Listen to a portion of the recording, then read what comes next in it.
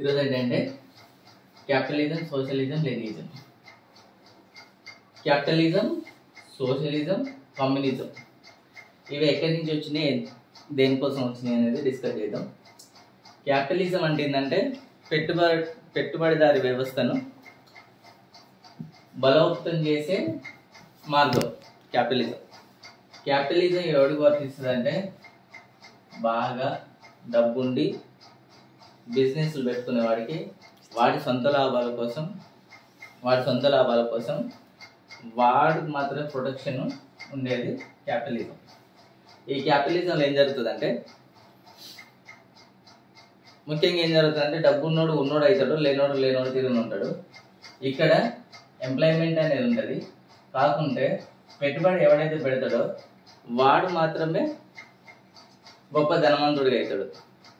ఇక్కడ అంతా లేబరు, కూలీలు వీళ్ళంతా వాళ్ళ జీతంతో వాళ్ళ చాలా జీతాలతో పెట్టి చాకిరి విధానం. ఇదంతా ఉన్నోడు అవుతాడు, లేనివాడిగానే ఉంటాడు. ఇదంతా శ్రమ దోపిడీకి ఒక ఉదాహరణ క్యాపిటలిజం.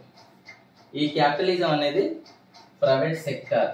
ఈ ప్రైవేట్ సెక్టార్లో బిజినెస్ ఎవడైతే పెడతాడో వాడే లాభం పొందే ఒక పెట్టుబడిదారి వ్యవస్థ. Okay, socialism, communism. సోషలిజం అంటే సౌమ్యవాదం అంటే ఉన్నా లేనోడు అనేటోడు సమానంగా ఉండాలనే కాన్సెప్ట్తో మనకు ఒక సోషలిజం అనే ఒక వర్డ్ పుట్టుకొచ్చినది. దీని నుంచి సోషలిజంలో ఏంటంటే వ్యతిరేకత, అందరు సమానంగా ఉండాలి, అందరికి కూడా సమన్వయం జరగాలి అనే సిద్ధాంతమే సోషలిజం.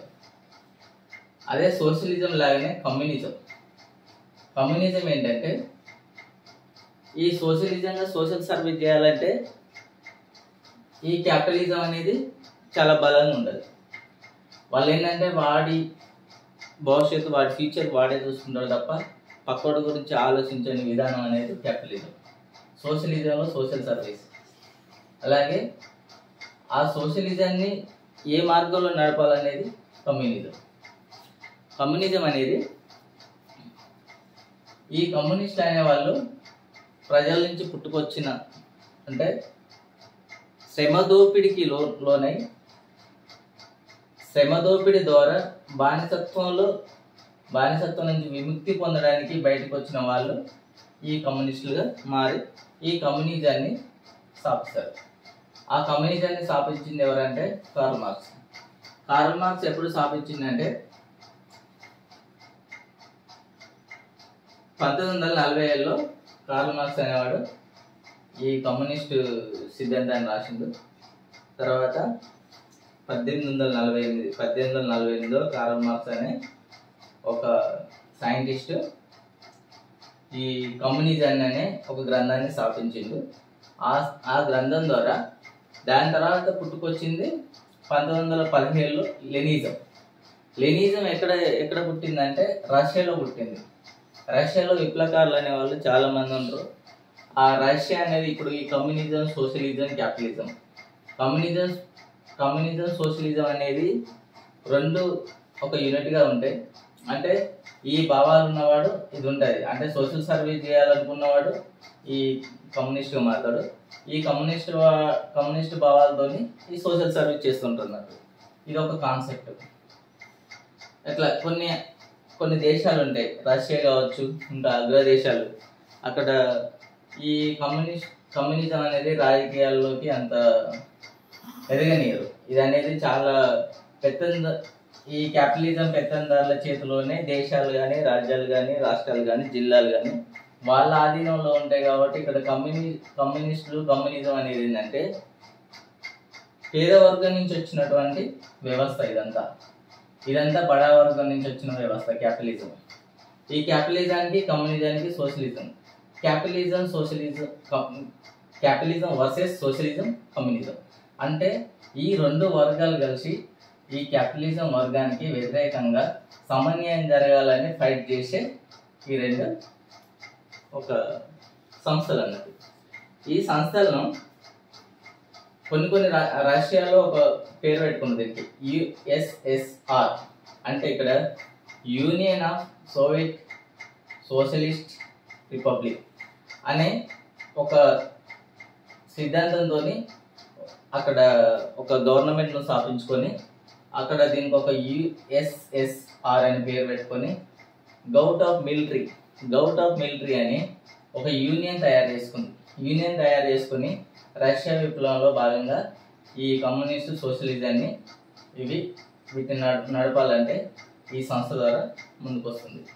అలాగే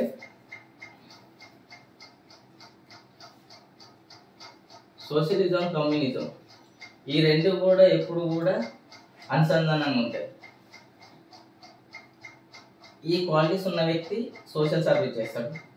సోషల్ సర్వీస్ చేయాలంటే ఈ కమ్యూనిస్టులు అనేది పుట్టుకొస్తారు. ఈ కమ్యూనిస్టులు ఎక్కడ ఉంటారు?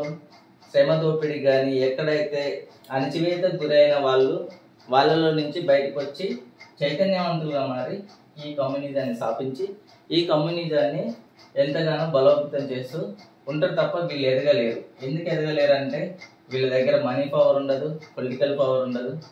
ఎందుకంటే అక్కడ పెట్టుబడిదారి విధానం అనేది బడా బాబుల చేతిలో రాజ్యాలు దేశాలు ఉంటాయని చెప్పుకున్నాం. వీరు చెప్పిందే వేదం. ఇక్కడ అన్ని చట్టాలు వర్తిస్తాయి. ఇక్కడ మాత్రం ఈ రెండింటికి ఏ చట్టాలు వర్తించవు. కాబట్టి వీళ్ళు ఎప్పుడున్నా రోడ్ల మీదకి వెళ్ళి ధర్నాలు, రాస్తారోకోలు, స్టాచ్యూలు, జెండాలు వీటి వరకే పరిమితం. పొలిటికల్ పవర్ వరకు ఇక్కడ ఎదిగే క్యాడర్ కాదు. ఇది అనేది సోషల్ సర్వీస్ చేస్తాడు. వీడి దగ్గర 10 రూపాయలు ఉంటే 10 మందికి పెడతాడు. వీడి దగ్గర 10 రూపాయలు ఉంటే ఇంకా 10 రూపాయలు పక్కోడి దగ్గర నుంచి దోచుకునే వ్యవస్థ అనేది క్యాపిటలిజం. సోషలిజం, కమ్యూనిజం అనేది 10 రూపాయలు ఉంటే 10 మందిని సేవ్ చేద్దాం అనే సిద్ధాంతం పుట్టుకొచ్చినటువంటి సంస్థలు ఇవి. ఇక్కడ ఎలాంటి దౌర్జన్యం, ఇక్కడ కమ్యూనిజం, సోషలిజం అనేది కమ్యూనిజం ఎక్కడ ఉంటుందంటే అణగారిన వర్గాల సైడ్ పనిచేసే సంస్థలు. అణగారిన వర్గాలు ఎక్కడ ఉంటాయి? సిటీలలో ఏముండవు. సిటీలలో పెద్ద బిజినెస్లు అవి మొత్తం అగ్ర కంపెనీలు ఎక్కువ ఉంటాయి. ఇక్కడ సిటీలలో ఈ వ్యవస్థ అనేది పనిచేయదు. ఒకవేళ ఇలాంటి వ్యవస్థ వాళ్ళు పోయినా కానీ ఈ క్యాపిటలిజం వాళ్ళు వీళ్ళను ఏదో ఒక విధంగా అక్కడ ప్రశ్నించే గొంతులన్నిటిని నోరు మూయించే విధంగా ఏదో ఒకటి చూపించి వాళ్ళ నోరు మూయించే విధి విధానం ద్వారా ఈ సిటీలలో, పట్టణాలలో ఇది అనేది